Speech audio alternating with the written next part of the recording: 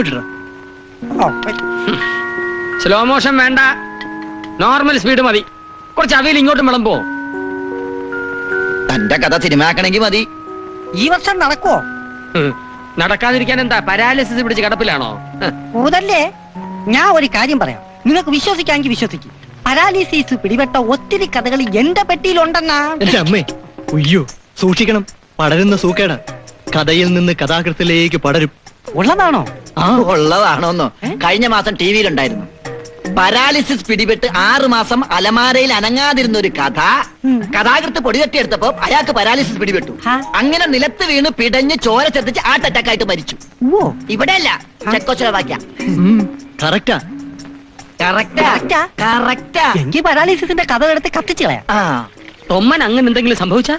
എനിക്കറിയാം. മലയാള ചലച്ചിത്രവേദിക്ക് കഴിവുറ്റൊരു തിരക്കഥാകൃത്തിനെ നഷ്ടമാവും. അതല്ല, വായിക്ക് രുചിയുള്ള ഭക്ഷണം കഴിക്കുന്നതിന് തിരശീല വീഴും. ഉള്ളത് പറയുന്നോണ്ട് തോട്ടപ്പള്ളിക്ക് ഒന്നും തോന്നരുത്. ഇല്ല, ഒന്നും തോന്നത്തില്ല. ഡൊമിനിക്ക് അയ്യപ്പാണ്ടനെ പോലെയല്ല. കലാഹൃദയത്തിന് വേദന ഉണ്ടാക്കുന്ന ഒരു ഡയലോഗ് പോലും ഈ ക്യാമറ ഒപ്പിയെടുക്കത്തില്ല. ധൈര്യമായിട്ട് പറഞ്ഞോ. തോട്ടപ്പള്ളിയുടെ ഭാവനയിൽ ഊറിത്തിരിഞ്ഞ് തോട്ടപ്പള്ളിയുടെ തൂലികയിൽ നിന്ന് നടന്നു വീഴുന്ന കർണകഠോരമായ കഥയെക്കാളും എത്രയോ ഭേദമാണ് ഈ അവിയലി. ആണോ? എന്നാ ഇന്നാ തിന്നോടാ. കുറെ നാളായി അന്നാക്കി ഇരിക്കുമ്പോൾ എന്നെ കുറ്റം പറഞ്ഞിട്ട് അയ്യോ, കണ്ണരിയത് എന്റെ കണ്ണരിയത് കണ്ണിന് അവിയലി തള്ളി.